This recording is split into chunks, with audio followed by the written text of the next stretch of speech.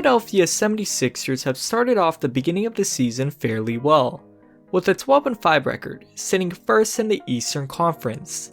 If you ask 76er fans if they take this before the season started, I'm pretty sure most of them would have taken this in a heartbeat.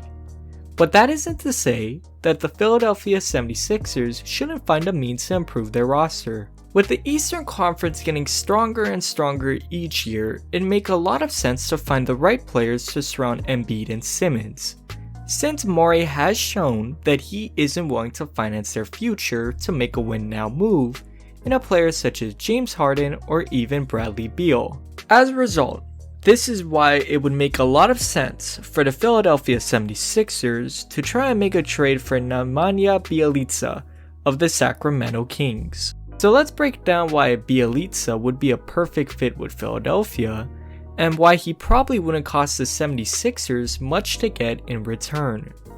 Obviously, the 76ers team learned from this past postseason that they need floor spacers around the floor at all times. Embiid, even without Simmons on the floor, was heavily impacted with the closing defense that wouldn't let up, due to the Sixers' inability to truly spread the floor. The Sixers tried to fix some of these issues this past offseason by trading for Danny Green and Seth Curry, but at the end of the day, Danny Green will be Danny Green, inconsistent and streaky, which can sort of describe the Sixers' three-point shooting this season. So far, as of this moment of recording, Philadelphia may seem to be a decent three-point shooting team, with a 36.4 team percentage rate. But when you look at the statistics compared to last year, the Philadelphia 76ers are shooting only 0.4% better. Pretty much, this to me is highlighting a major flaw that still needs to be addressed and resolved. Bjelica would be able to provide a significant boost to their shooting. Nemanja so far this season has only averaged 6.6 points and 3.8 rebounds per game, but people have to recognize that he's only playing 15 minutes a night, which can play a massive part into why he has struggled so far. The Kings have pretty much just isolated Nemanja out of the team, because they quote-unquote want to rebuild around De'Aaron Fox. But this statement is quite odd and will only just help the Sixers, because when you look at last season, Bjelica would work wonders. In the 2019-2020 season, Nemanja was able to shoot 41.9% from the three-point line, on around 5 attempts a night, averaging 11.5 points and 6.5 rebounds. Having a stretch 4 who can space the floor with a massive range, being able to rebound the ball, and provide quality minutes should be useful for any team in this era in the NBA, if you ask me. But when you look past the obvious benefit, Nemanja with the Kings has been able to be a very good defender that can contribute for the 76ers. In the first season that Bjelica was on the Kings, after the trade deadline, he was able to hold opponents to a worse shooting percentage when he was the on-ball defender.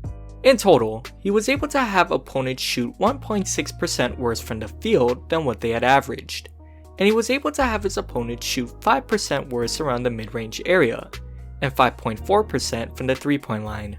But Bjelica's impact on the defensive end has only just begun. He will likely be used as a 4 or 5 since he's a lengthy 6'10 forward, so protecting the rim will be a massive need in the situation where Embiid sits down for a rest.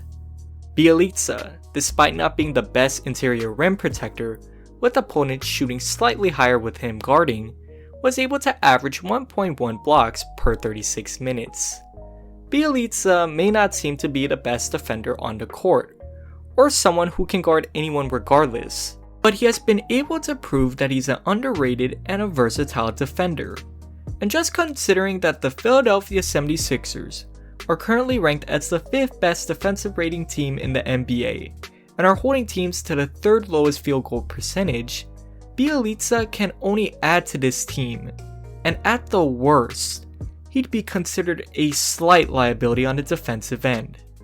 But with all this being said, probably the most important element about all of this is that again, Bjelica likely won't cost too much to get. I know the Kings were trying to trade him just last season for a player such as Kyle Kuzma of the LA Lakers, but basically the Kings have found a way to just self-destruct his high value.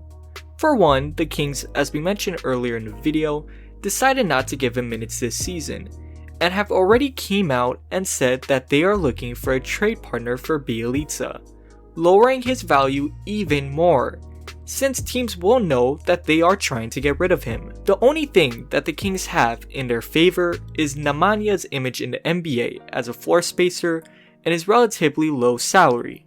If I were the 76ers, I'd pounce on this quickly, because if there's one thing I've learned with this Sixers team, is that both Embiid and Simmons can win. Give them the right personnel and they will thrive. Let's see if Daryl Morey, this time now in charge, will look to make the move. Let me know what you guys think. Until next time, peace.